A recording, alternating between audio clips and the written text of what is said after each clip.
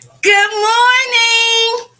Good morning. Good morning. Good morning to you. Good morning. Good morning. Good morning to you. How are you this fantastic, marvelous, gracious morning that you and I were chosen to participate in?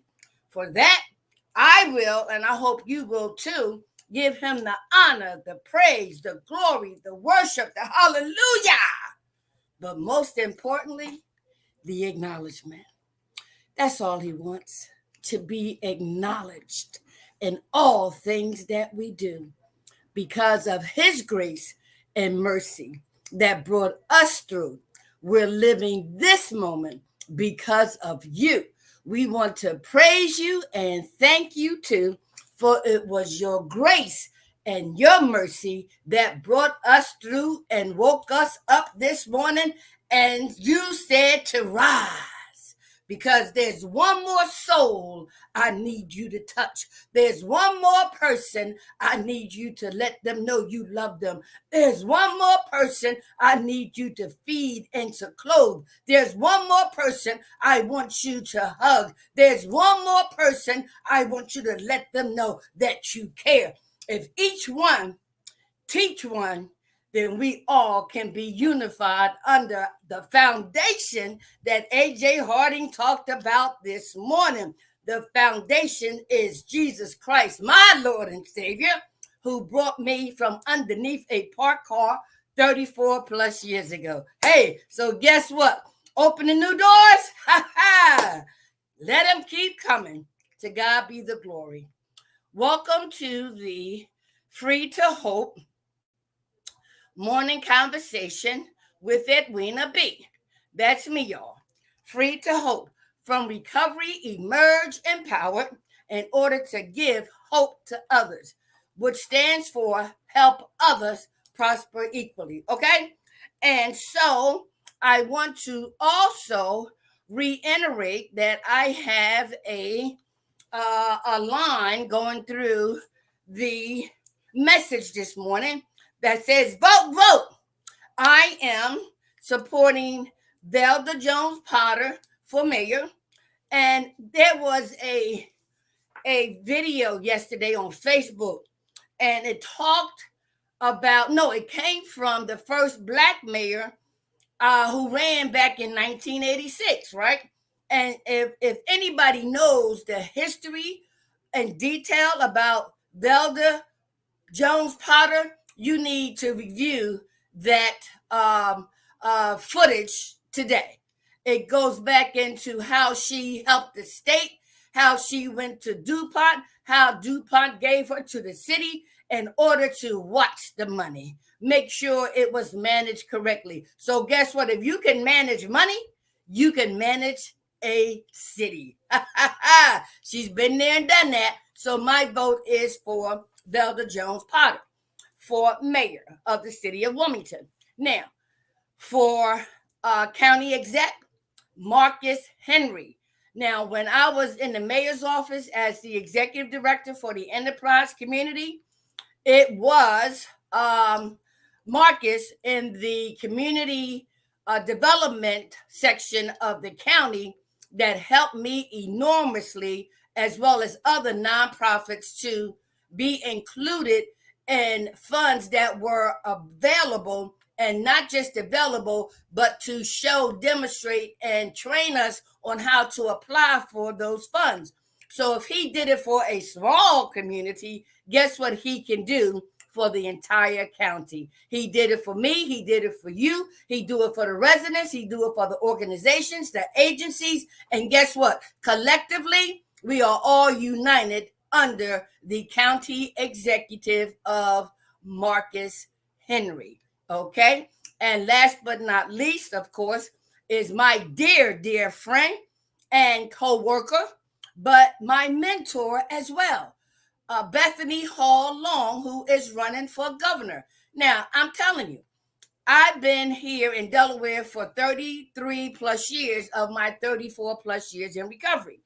And I have followed this young lady and her aim to treat those that are suffering from co-occurring disorders with her nursing background. I've seen her educate, train, and present information as a faculty member professor for the University of Delaware. I've seen her as lieutenant governor for Delaware and increasing the knowledge for people who need help in all areas of their lives, but particularly those suffering from co-occurring disorders. I'm telling you. Listen, I'm one, and look what God has done for me. But he works through other people like Bethany Hall Long, Velda Jones Potter, and Marcus Henry to implement what is needed to serve the community, the constituents, holistically and inclusive. Okay. And so as a result, Bethany Hall Long paving the way for individuals to not only, and I think Kamala Harris said, it's not about giving you a hand up. It's about giving you it's not about giving you a hand out, but giving you a hand up so that you can prosper. So I'm paraphrasing, but you get my drift. So I am voting for Kamala Harris. I am voting for Velda Jones Potter. I am voting for Marcus Henry. And I'm definitely voting for Lieutenant Governor Bethany Hall Long to be the governor of the city of Wilmington. Okay. So you'll see that footage on the bottom. All right. So any other announcements? Yes. Let's see. Okay. The other announcement I want to bring about is that one of the goals of Benjamin Twinby Brown, the late Benjamin Twinby Brown, is to host and expand the corporation entitled Community Communications Corporation.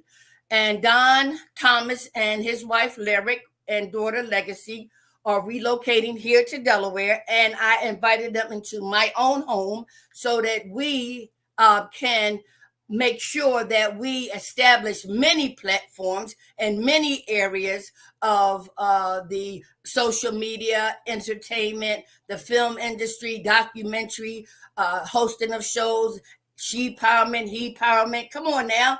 There are some things that have been godly inspired through Twin to us, and we're going to transfer them to you. So look for more information on the upcoming celebration of life for Dr. Brown and the publication of his new book by Dr. Sharon Burton. So that will be probably in the month of November. November is the month of gratitude, giving thanks to all, okay?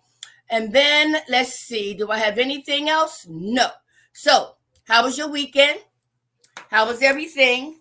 Because we are getting ready to tap into a topic that resonated in my spirit, because the reason why I'm sitting here before you is because of doors that were opened for me, and I had to walk through them using fear, face everything and recover, face everything and be restored, face everything and be reborn, face everything and rejuvenate, face everything and rebound. Because there are new doors that are opening, but you cannot go through any doors unless God has prepared you. You can go through those doors, but you can't go through any doors that he has designated for you to walk through. He will not prepare you for doors to open if he didn't. He will prepare you for doors that will open, especially for you, like they have for me. So let's type into the topic, because many of you know we have a new meeting location. And I need to put that up. That's the other thing I need to put up. All right, so let me do that. Let me do that right now. Okay. I want to thank Sammy Congo, Sherry Congo, and their entire family for, number one, looking out for Twin, and for availing studio space in the upcoming Wisdom Center across the street from the Legacy Congo Center, right? And Congo Legacy Center. And I also want to thank Sean, the executive director, who's been very, very, very, very, very, very, very, very giving and understanding and exercising and implementing the dreams of Sammy Congo. Sammy Congo has a wealth of knowledge because of the body and because of our nature. He is growing into another transition of his life, and he has to pass the torch, right? And he has passed the torch with Sean. And so we know that Trippy Congo is the council president, and I'm supporting him. Wayna Dotson is applying for councilwoman at large. I am voting for her, but it is because of Sammy Congo that many have elevated and been embraced with his wisdom and his knowledge. So the last thing that I want to say is that he has opened up the Legacy Center to host our Alcoholics Anonymous meeting of the Sunrise Group for beginners. And so we meet every day, Monday through Saturday from 7:30 to 8:30, and on Sundays from 9 to 10, making sure that we touch the lives of those suffering from co-occurring disorders, particularly from the disease of alcoholism.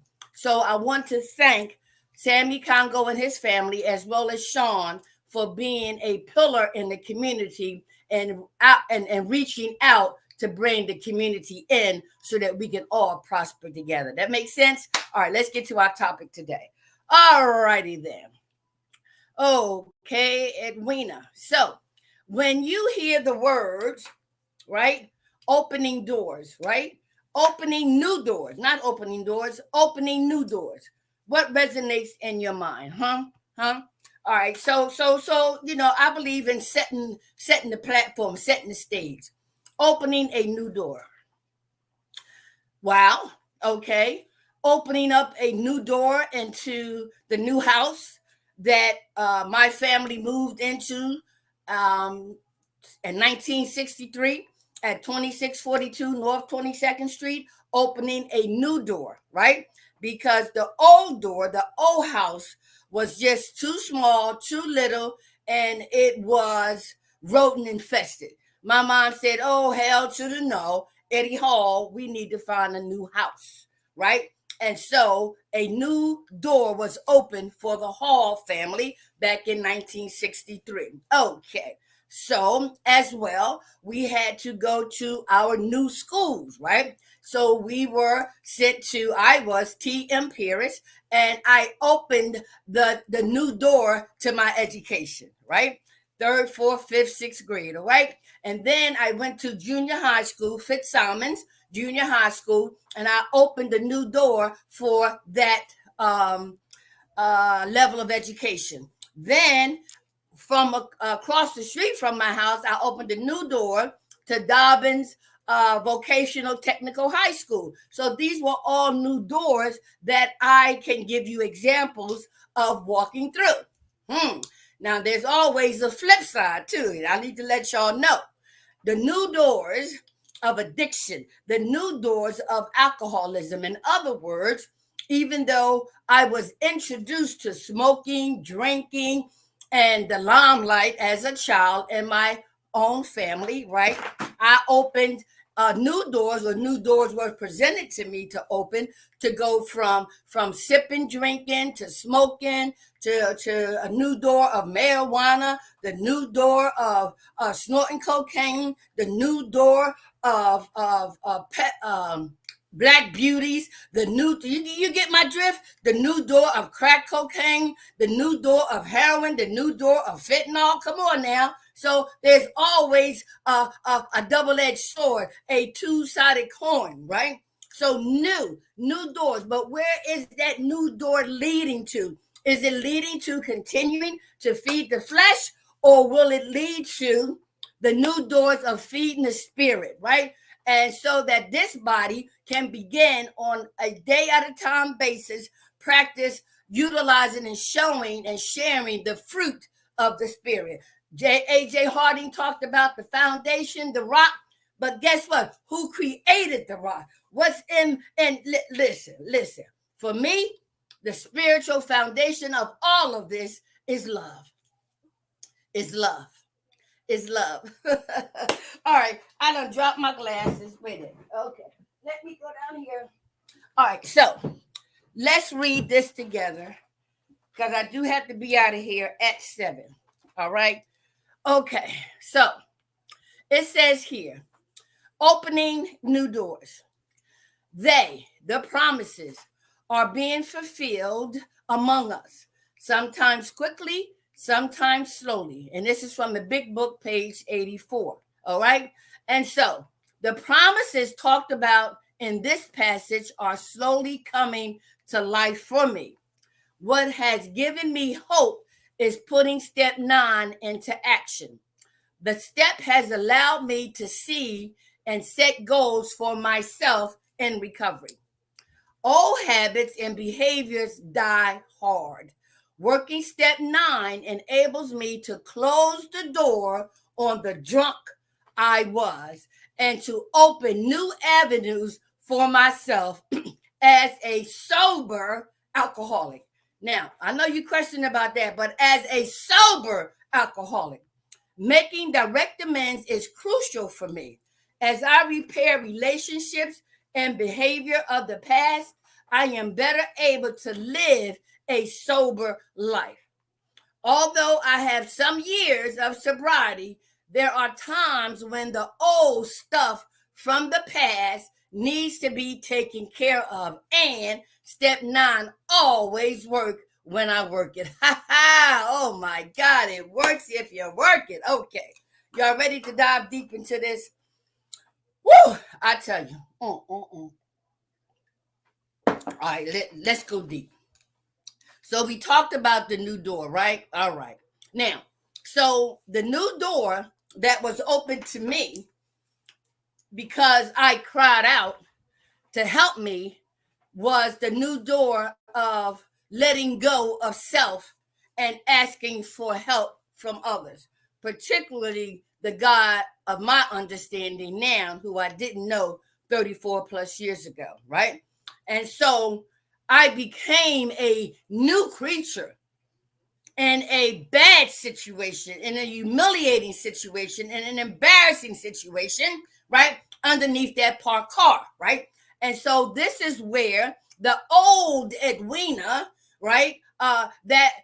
Whose body was occupied by all negative spirits, right? Got tired of being used, right? And that spirit that is within all of us that was created by God said, I had enough, Edwina, even if you haven't. So that spirit that's only reserved for God came from the depths of my very soul and cried out, help me, take me out, or show me a better way. Show me a new door. Open up to me a new door so that I can walk through and be prepared to do what you want me to do, or just take me the hell out of here. Yes, February the 22nd of 1990 was the last day I indulged in drugs and alcohol and willing to address all of the behaviors and attitudes and ideas that contributed to me drinking and drugging as well as prostituting, right? And so I understand what it means now to have the door open for me by the Creator himself, because the student became ready and the teacher appeared. And the teacher not only appeared, the teacher appeared to put me on a spiritual path so that the spiritual student becomes ready. And more spiritual teachers will appear, opening up the door to recovery. Okay, so let's go. It says here, the promises are being fulfilled among us, sometimes quickly and sometimes slowly. And I definitely need you to go to Big Book, page 84. You know how many people promise us things based on conditions, based on their own agenda, their own motives, whatever, right? They make promises. And we, as human beings who have been taught to be rewarded and or be punished according to the 5 agreements by the Uis family called domestication. All right. And so with that domestication, we also know that we have been taught what to think. We have been taught what to say. We have been taught how to behave, the whole 9 yards, both good or bad. Okay. And so when we make promises to people and people have made promises to us, there is an expectation of a reward. Okay. Or a punishment, right? I'll whoop that butt. I promise I will tear that, you better believe it, right? So it's always 2 sides to a coin, but it's only one side to the truth. There's only one truth. That's why I am as authentic and transparent as I possibly can be. There is only one truth, okay? So let's continue with the reading and see what it says, right? It also says here, the promises are being fulfilled among us, sometimes quickly, sometimes slowly. So the promises are slated on page 84, but it talks about the process of achieving and going through spiritual experiences that brought about spiritual awakenings, that bring about spiritual awakenings that are unlimited. And the promises is all of that and some.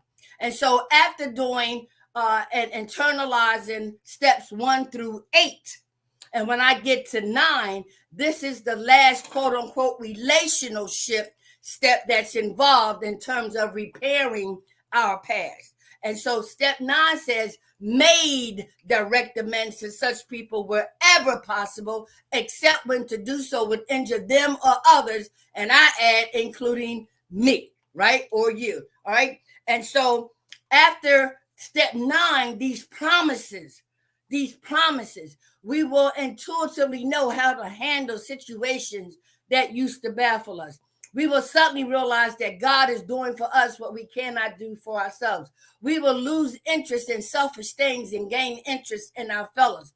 We will lose a fear and insecurity in economic ways. Okay, so there are 12 promises that are guaranteed, providing we do steps 1 through 9. And freedom is the goal. From recovery, emerge empowered, only to give hope to others. Okay, let's see what else it says. All right, so it says the promises talked about in this passage are slowly coming to life for me. All right, what has given me hope is putting step 9 into action. The step has allowed me to see and set goals for my recovery. Okay, so you're from Missouri, right? I know, not literally, but you're from Missouri. Show me state. When it talks about putting step 9 into action, the first person I put on my list in step 8 in order to become willing to make amends to them all was me.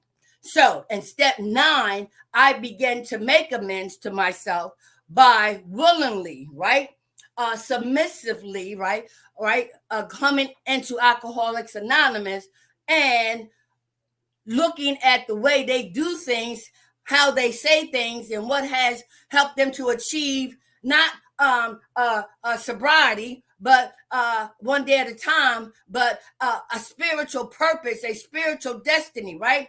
And so for me, I had to make amends to myself first. So I learned how to forgive myself. I learned how to deal with the shame and the guilt. I learned how to encourage myself, to support myself. And most importantly, I learned how to love myself. And so when I made direct amends to me, right, then the others on my 3-column list became a lot easier because I knew and know what it feels like to make amends directly or indirectly. Okay. All right. And so that's what that means. All right. Then it says, old habits and behaviors die hard. Okay. Old habits and behaviors die hard. Y'all know what I'm talking about, right? We are creatures of habit, right? And so when we do our 4-step inventory, we learn how to go way back as far as we can remember to where those attitudes, ideas, and behaviors were first formulated, right? And we talked about that, okay? And so now that we are in recovery, no matter what the age, there is a past that needs to be evaluated, that needs to be detected, not to find out what's wrong with you, but to find out what happened to you, okay? All right.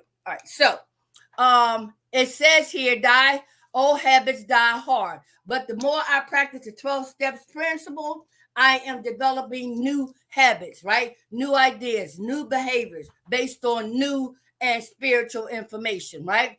And so it also says, working step 9 enables me to close the door on the drunk that I was. I am, I tell people, can y'all imagine me on crack? Can y'all imagine me on crack? Huh?